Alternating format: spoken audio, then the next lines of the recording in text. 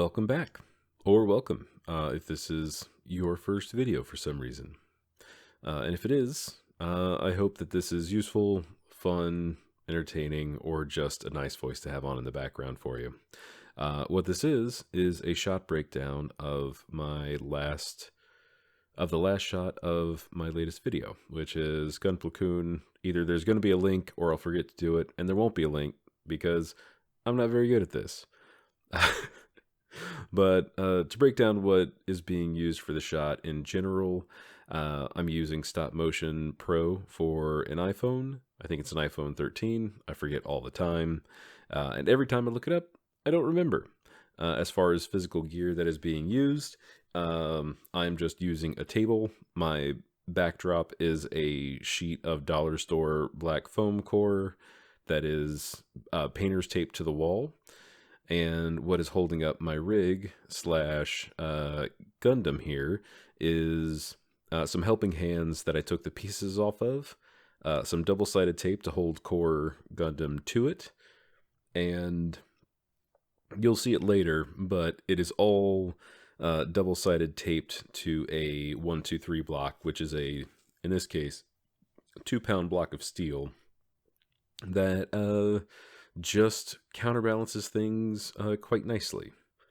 Shot itself is a run where he dumps this rectangular base over the side, and as far as methods, if anything isn't straightforward, feel free to ask questions. If you don't have any questions, then feel free to enjoy. And if you don't enjoy, feel free not to. That's fine. So I'm making the run itself based off of, I would say formulas, but I think formulas really is the right word. The method of animating runs and walks that you would find in the Animator Survival Kit. It's a great book. It's a good book. It's a decent book. It's an okay book. It's all right. It's something that, as an animator, I have multiple copies of, and I think I bought it a third time because it was a special edition, but it's full of really good resources, really good concepts, and really, really old school animation ideas for body mechanics that do end up working out pretty well. In practice, every rule that is meant to be broken, but the things that are the most important are spacing and timing, and that's just variations of that. Oh, also, another fun little rig that I have is a steel wire that I use blue tack to stick things to. I hold it off to the side while I take pictures with a remote, which is just the volume up, volume down button on some iPhone headphones. It is not ideal, but it is extremely cheap, as you can see in the notations of calling things cheap. And if you go back, I'm going to ramble. There's no way to get around that. But the names of each running / walking pose, they're all sort of covered while you're... They're all covered in some way, shape, or form in there. There's the contact pose where the heel first touches the ground. There's the down pose where the weight is transferred to the foot and the foot is fully in charge of stopping the body from tumbling to the ground and crashing and burning. There's the follow-through pose where the legs cross over, the arms cross over sometimes.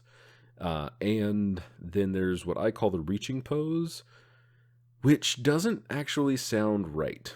Whatever that reaching pose is, it's the up pose where the hips come back up. At least how I animate runs. And then there's the airborne pose and then contact pose again. And that's a really fast and silly way to say all of the things that go into a walk cycle, except walk cycles, run cycles, especially if they're not cycles, are some of the hardest things to animate in animation. There's no getting around that. It's not easy, but it can be fun after it stops being quite so daunting. It also helps that Core Gundam is small, and small things do tend to be easier to animate.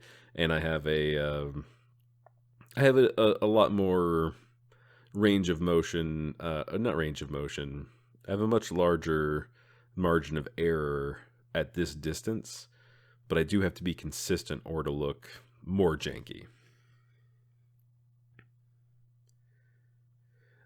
But all that being said, one of the things that I do quite often is I will play things back and see how things are going. And if you do go back, you'll see that Mars Core Gundam in the background is very slowly dropping the thing that he is holding. You should see it now. Slowly going back up. If my hand bumped it, it moved it. And there it is. One of the technical difficulties of working in stop motion animation is when something moves, it doesn't move back. It's permanent. And you can either work around it, or you can find some creative solutions for later.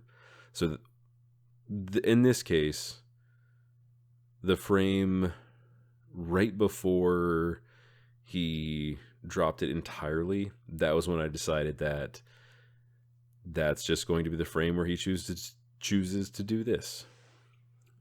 And for me, it worked out awesome.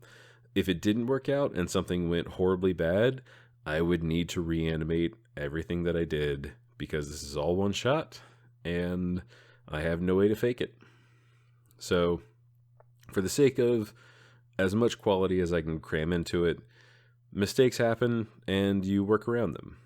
And as you'll see later, sometimes you work around them in editing because you do not have a choice.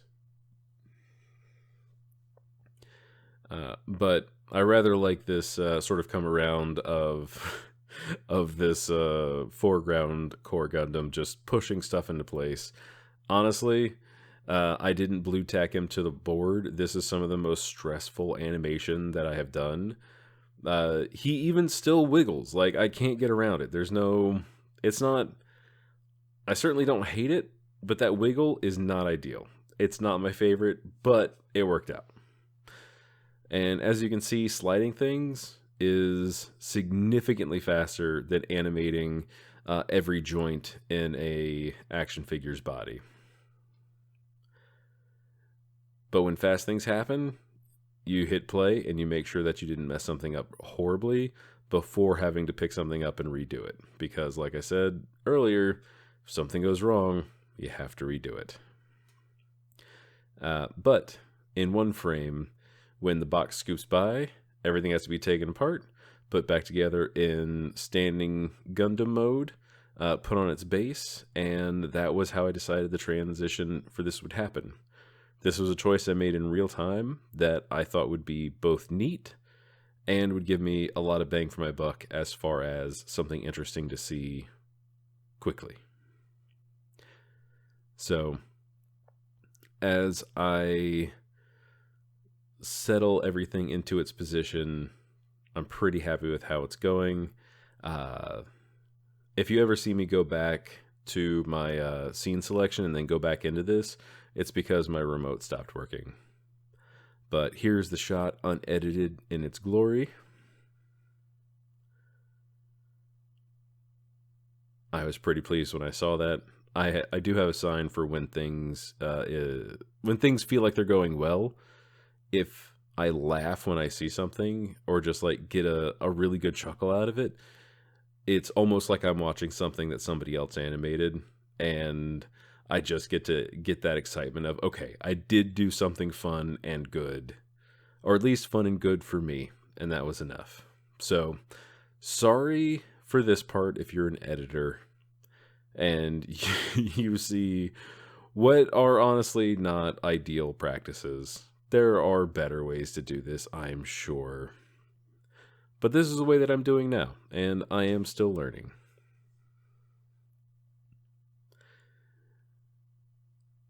the things that I've learned about how to use, the program that I'm using is DaVinci Resolve. DaVinci Resolve is free. There's tons of YouTube tutorials on it. YouTube tutorials. But for the most part, using it and learning it have made, it's increased the quality of the animation that I put out by quite a bit.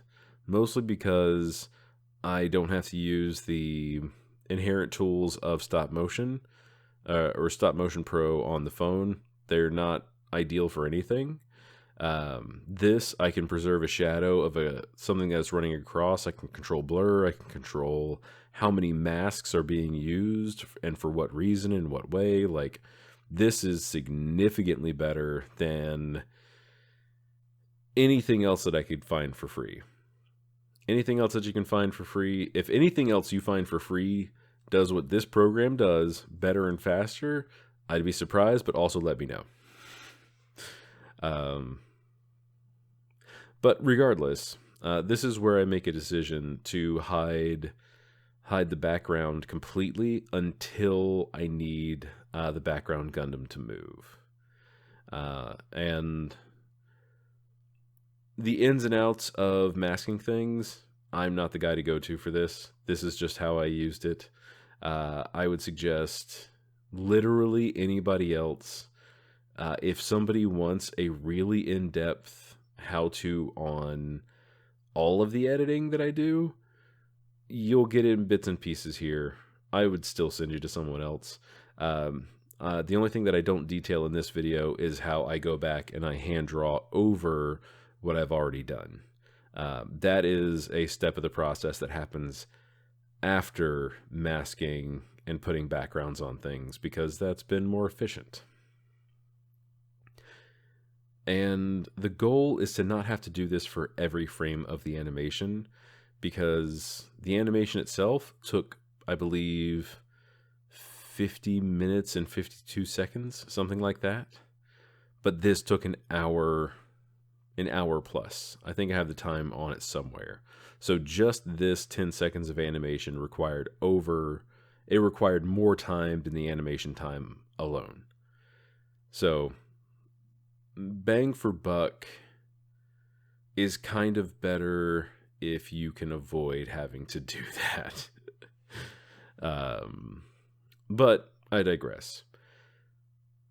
This is a lot of editing, but it is nowhere near as much editing if there were several more minutes of this.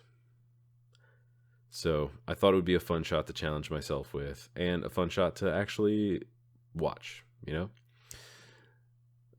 All that being said, there is something about the learning process that I have grown to really enjoy, and this is one of those things. It's doing something clearly imperfectly, and then going back and doing it again later and seeing how did I improve? Did I improve at all? Like, those kinds of questions get to be answered. And as this gets more and more complicated on this side, the more cool things that I can make, hopefully. And this is the first time that I will be combining the background and the foreground. So wait, enable depth merge. And now this is the first time with all the masking in that I get to see the fruits of my labor, if you will. Oh, I missed a spot. And in doing so, I did find that there were some issues, is the nice word. There were some things that I needed to fix in this stage before I got to hand drawing. I'm not going to make you watch hand drawing, but I do that in Clip Studio. And if there's any desire for anything more in-depth, feel free to tell me, because this is the tip of the iceberg. The rest of the iceberg that you can't see is really boring unless you're really into it. So I love animation. I am learning to like editing. So much respect for editors, people that know Photoshop. Not Photoshop. Premiere? No. After Effects. After Effects is the big one. I don't like pirating things, so this felt more appropriate. But as I fix little bits and pieces and find places to make sure that I have just everything that I want to have happen and happen clearly, I think I learned a lot from this shot. So I'm really glad that I got it recorded to see back in fast forward time, at least, just how involved and how many masks I made for just this single shot. Just it's silly. It's absolutely silly. But as it winds down, we're coming up to sort of like the last little bits here. There's a full hour of masking things, and this is the result. I'm not displeased with it at all. The sound is made at my desk. I record it using a microphone, and I cut it up in Audacity.